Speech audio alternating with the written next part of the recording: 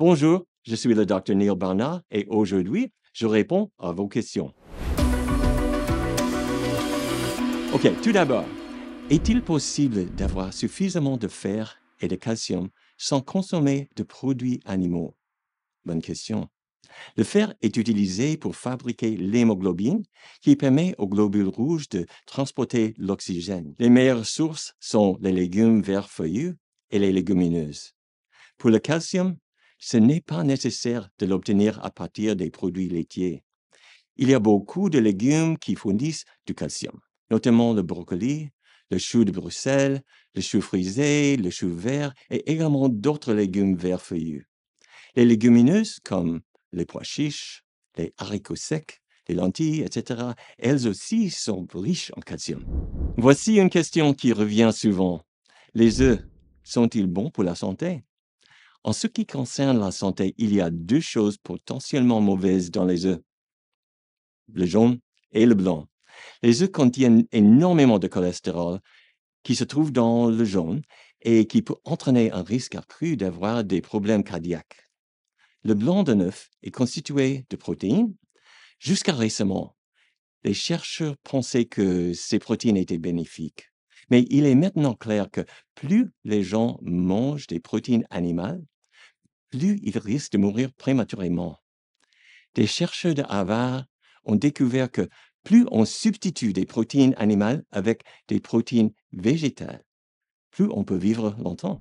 Voici une autre question que nous recevons beaucoup.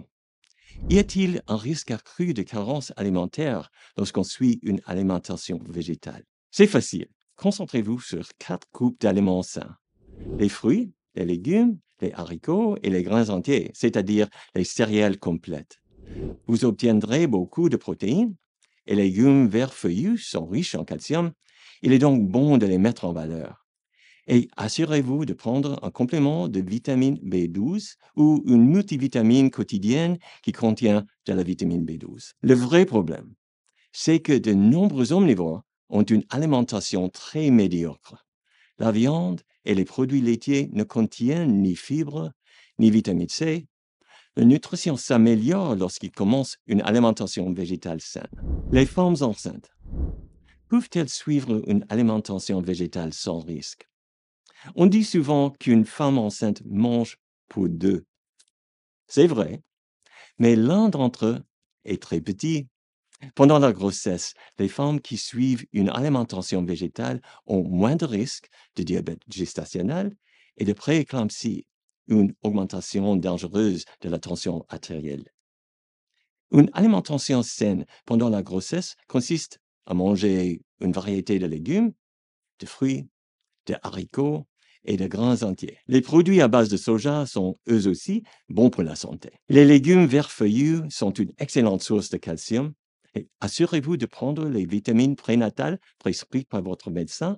Elles contiennent, entre autres, de la vitamine B12 qui est très importante. Parlons des vitamines. Quels sont les compléments alimentaires à privilégier?